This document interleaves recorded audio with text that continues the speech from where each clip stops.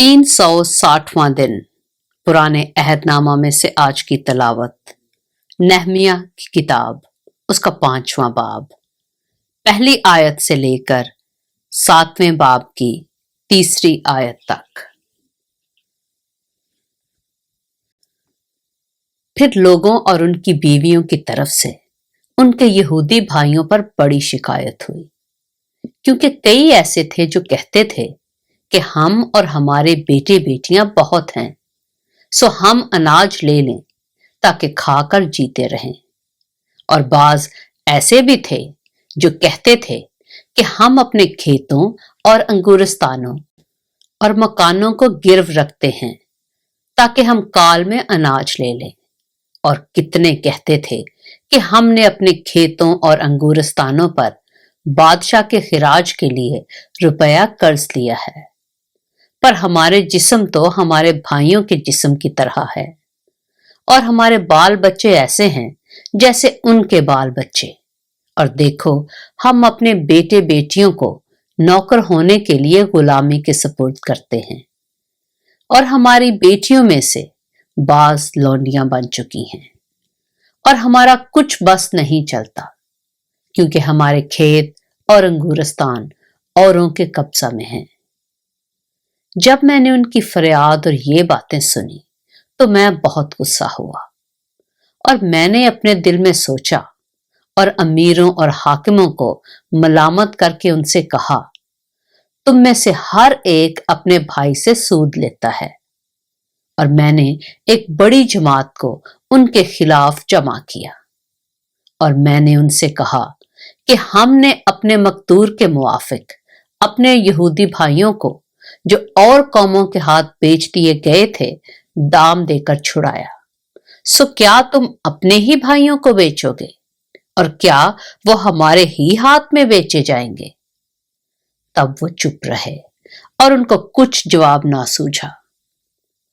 और मैंने ये भी कहा कि ये काम जो तुम करते हो ठीक नहीं। क्या और कौमों की मलामत के सबब से जो हमारी दुश्मन है, तुमको खुदा के खौफ में चलना लाजिम नहीं? मैं भी और मेरे भाई और मेरे नौकर भी उनको रुपया और गल्ला सूद पर देते हैं, पर मैं तुम्हारी मिन्नत करता हूं कि हम सब सूद लेना छोड़ दें। मैं तुम्हारी मिन्नत करता हूं कि आज ही के दिन उनके खेतों और अंगूरस्तानों और जैतून के बागों और घरों को और उस रुपये और अनाज और मैं और तेल के सवें हिस्सा को जो तुम उनसे जबरन लेते हो उनको वापस कर दो। तब उन्होंने कहा कि हम इनको वापस कर देंगे और उनसे कुछ ना मांगेंगे। जैसा तू कहता है हम वैसा ही करेंगे। फिर मैंने काहिनों को बुलाया और उनसे कसम ली कि वो इसी वादा के मुताबिक करेंगे। फिर मैंने अपना दामन झाड़ा और कहा कि इसी तरह से खुदा हर शख्स को जो अपने इस वादा पर अमल ना करे उसके घर से और उसके कारोबार से झाड़ डाले। वो इसी तरह झाड़ दिया और निकाल फेंका जाए। तब सारी जमात ने कहा आमीन, और खुदावंद की हम्द की, और लोगों ने इस वादा के मुताबिक काम किया। इलावा इसके जिस वक्त से मैं यहूदा के मुल्क में हाकिम मुकर्रर हुआ, यानी अर्तशश्ता बादशाह के 20वें बरस से 32वें बरस तक, गर्ज 12 बरस मैंने और मेरे भाइयों ने हाकिम होने की रोटी ना खाई। लेकिन अगले हाकिम जो मुझसे पहले थे रैयत पर एक बार थे, और इलावा 40 मिस्काल चांदी के रोटी और मैं उनसे लेते थे, बल्कि उनके नौकर भी लोगों पर हुकूमत जताते थे।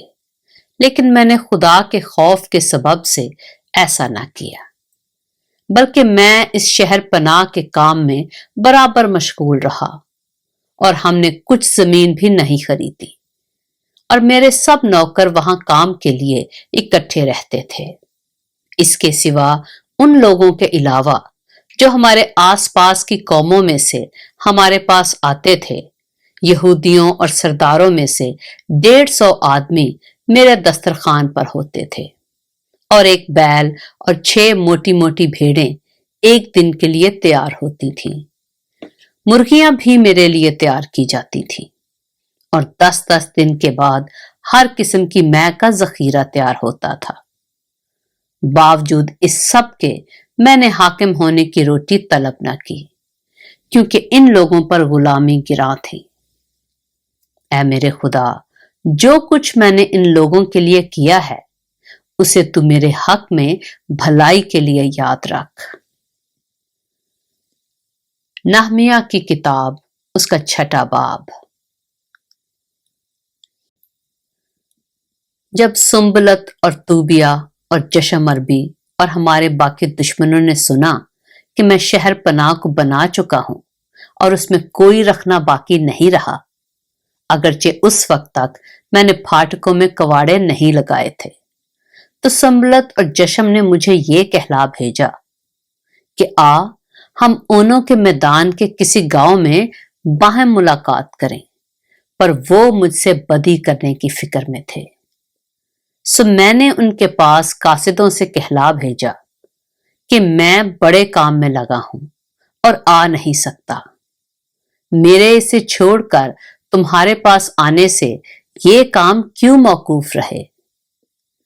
انہوں نے 4 بار میرے پاس ایسا ہی پیغام بھیجا، اور میں نے ان کو اسی طرح کا جواب دیا۔ پھر سنبلت نے 5ویں بار اسی طرح سے اپنے نوکر کو میرے پاس ہاتھ میں کھلی چٹھی لیے ہوئے بھیجا، جس میں لکھا تھا کہ اور قوموں میں یہ افواہ ہے اور جشمو یہی کہتا ہے کہ تیرا اور یہودیوں کا ارادہ بغاوت کرنے کا ہے، اسی سبب سے تو شہر پناہ بناتا ہے، اور تو ان باتوں کے مطابق ان کا بادشاہ بننا چاہتا ہے، اور تو نے نبیوں کو بھی مقرر کیا کہ یروشلم میں تیرے حق میں منادی کریں اور کہیں کہ یہودا میں ایک بادشاہ ہے، بس ان باتوں کے مطابق بادشاہ کو اطلاع کی جائے گی۔ سو اب آ ہم باہم مشورہ کریں۔ تب میں نے اس کے پاس کہلا بھیجا، جو تو کہتا ہے اس طرح کی کوئی بات نہیں ہوئی، بلکہ تو یہ باتیں اپنے ہی دل سے بناتا ہے۔ وہ سب تو ہم کو ڈرانا چاہتے تھے اور کہتے تھے کہ اس کام میں ان کے ہاتھ ایسے ڈھیلے پڑ جائیں گے کہ وہ ہونے ہی کا نہیں، پر اب اے خدا تو میرے ہاتھوں کو زور بخش۔ پھر میں سمایا بن دلایا بن مہیطبیل کے گھر گیا، وہ گھر میں بند تھا۔ اس نے کہا، ہم خدا کے گھر میں ہیکل کے اندر ملیں اور ہیکل کے دروازوں کو بند کر لیں، کیونکہ وہ تجھے قتل کرنے کو آئیں گے، وہ ضرور رات کو تجھے قتل کرنے کو آئیں گے۔ میں نے کہا، کیا مجھ سا آدمی بھاگے؟ اور کون ہے جو مجھ سا ہو اور اپنی جان بچانے کو ہیکل میں گھسے؟ میں اندر نہیں جانے کا۔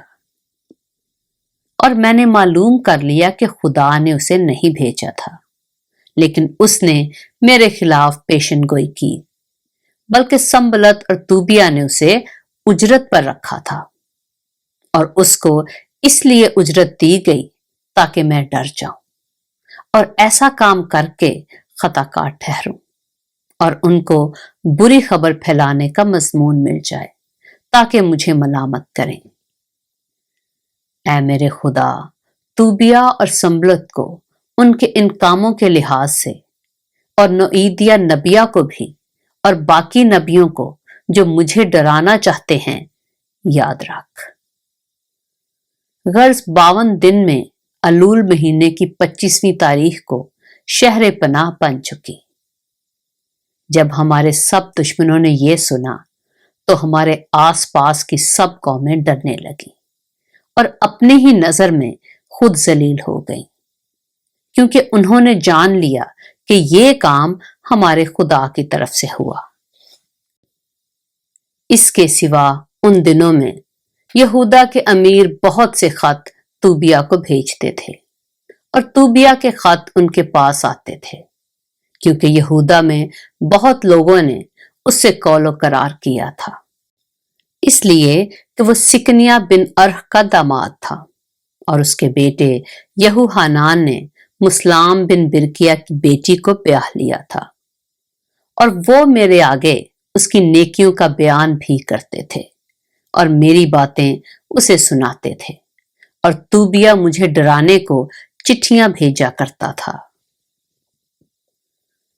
نہمیہ کی کتاب، اس کا 7واں باب۔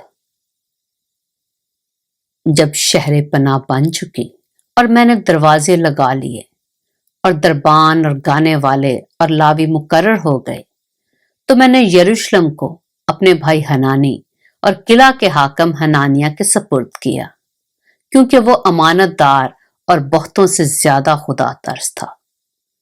اور میں نے ان سے کہا کہ جب تک دھوپ تیز نہ ہو یروشلم کے پھاٹک نہ کھلیں، اور جب وہ پہرے پر کھڑے ہوں تو کواڑے بند کیے جائیں، اور تم ان میں اڑبنگے لگاؤ، اور یروشلم کے باشندوں میں سے پہرے والے مقرر کرو کہ ہر ایک اپنے گھر کے سامنے اپنے پہرے پر رہے۔ پاک کلام کے پڑھے اور سنے جانے پر خداوند کی برکت ہو۔